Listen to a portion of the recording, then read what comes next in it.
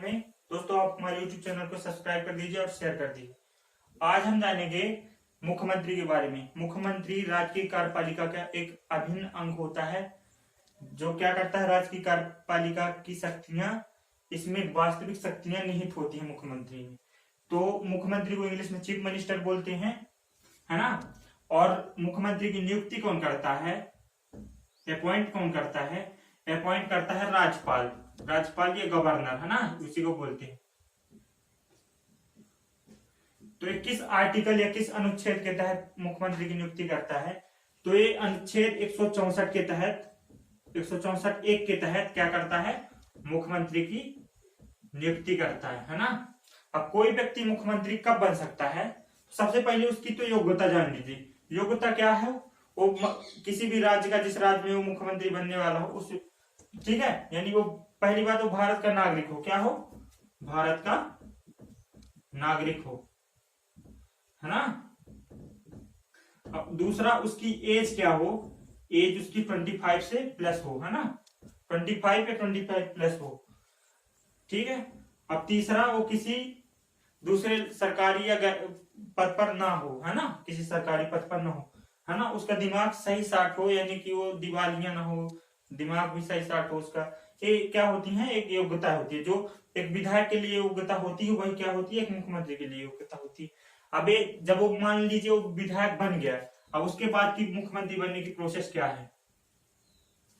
तो सबसे पहले देख लीजिए कि किसी भी राज्य में एक क्या होती है, विधानसभा होती है। क्या होती है? विधानसभा, ठीक है। इसको असेंबली बोलते हैं, है ना। तो विधानसभा होती है। तो मान लीजिए विधानसभा में जितने भी सदस्य हुए, यानी जितने भी विधायक हुए, तो जिस पार्टी को, मान लीजिए बीजेपी और कांग्रेस पार्टी, है ना। अब मान लीजिए कुल कितने विधायक हैं? 100 विधायक, है ना। और बीजेपी और कांग्रेस, अब मान लीजिए कांग्रेस को कितने, 49 विधायक है कांग्रेस की जीते, है ना। बीजेपी कितने जीते? 51।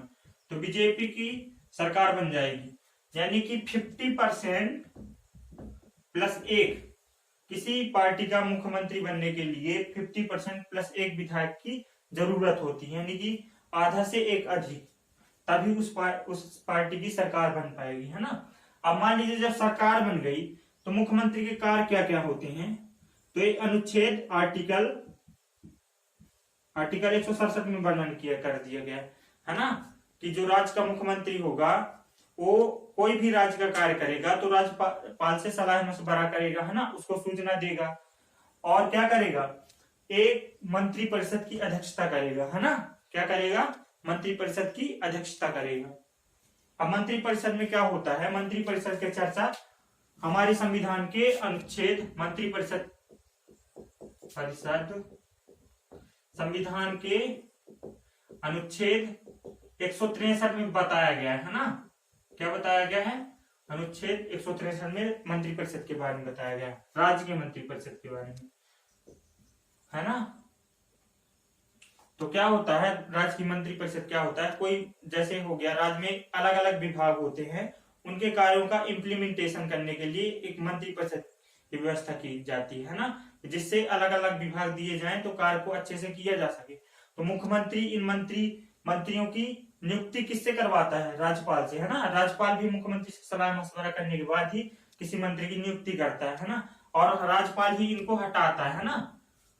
अब एक कैसे होता है कि जब मुख्यमंत्री बोल देंगे कि इनको इस पद से हटाना है ना, तो राज्यपाल उनको एक सूचना भेज देंगे, है ना, अपने राजपत्र में, गजट में, है ना, जो राज्य का होता है, और वो क्या होंगे, उस पद से वो बर्खास्त हो जाएंगे, है ना। तो ये आप जान लीजिए अनुच्छेद 167 में क्या होता है कि मुख्यमंत्री के कार्य होते हैं ना। आप देख लेंगे एक हमारे कार्यपालिका का, राज्य की कार्यपालिका का प्रमुख अंग होते हैं महान न्यायवादी। जिस तरह से केंद्र में होते हैं उसी तरह होते हैं राज्य महाधिवक्ता, है ना। क्या होते हैं? महाधिवक्ता, जिसको इंग्लिश में बोलते हैं एडवोकेट जनरल फॉर स्टेट, है ना, यानी राज्य के लिए महाधिवक्ता, ठीक है। इसको बोलते हैं एडवोकेट जनरल।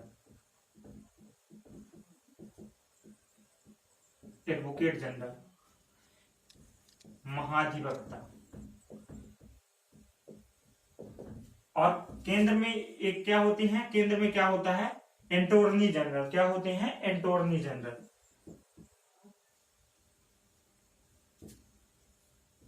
एंटोर्नी जनरल जिसको हिंदी में क्या बोलते हैं, महान न्यायवादी, है ना।